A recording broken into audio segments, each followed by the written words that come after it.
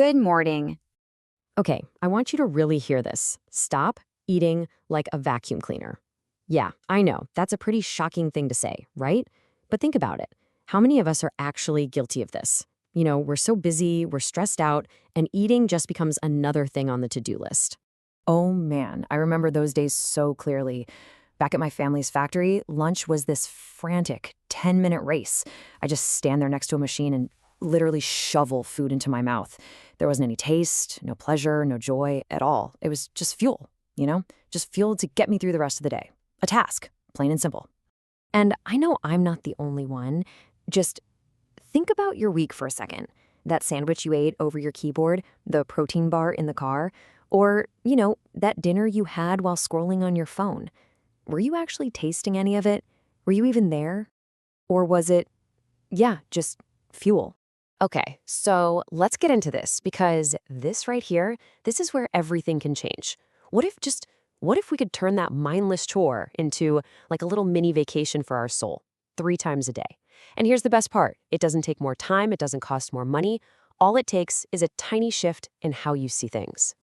So in Japan, we have this beautiful concept called washoku. It's our traditional way of thinking about food, and it's built on this really profound idea that, get this, nourishment actually starts before you even take a single bite.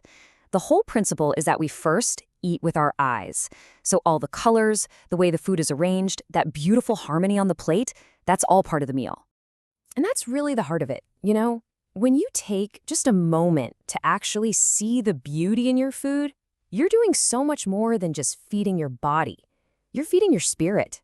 You're finding this whole other kind of nourishment in the way it looks, in the care that was taken, in that simple act of just appreciating it. And what's so cool is how this ancient Japanese wisdom lines up perfectly with modern science. There's this thing in positive psychology called the SPIRE model of well-being. It's an acronym, right? Spiritual, physical, intellectual, relational, and emotional.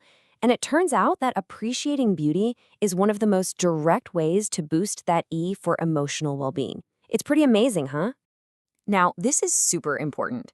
This is not about becoming some fancy gourmet chef or buying a bunch of expensive stuff. Seriously, you could just be eating an apple.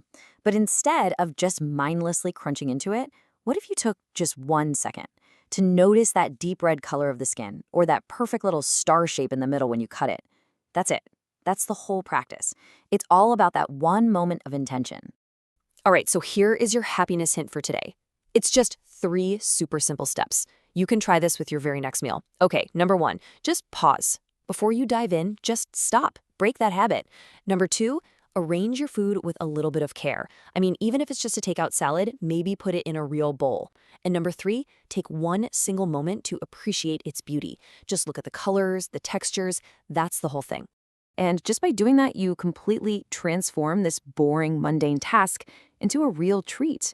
You're turning simple fuel into a moment of mindfulness, a moment of pleasure, even connection. You're literally giving yourself this tiny little gift of happiness right in the middle of your crazy busy day. So I'll just leave you with this one question to think about. How are you going to find the beauty in your meal today? Really look for it. Or, hey, create it yourself. And then savor it. In Japan, when we send someone off for the day, we say, "Itterashai." It kind of means go and come back safely. So from me to you, itterashai.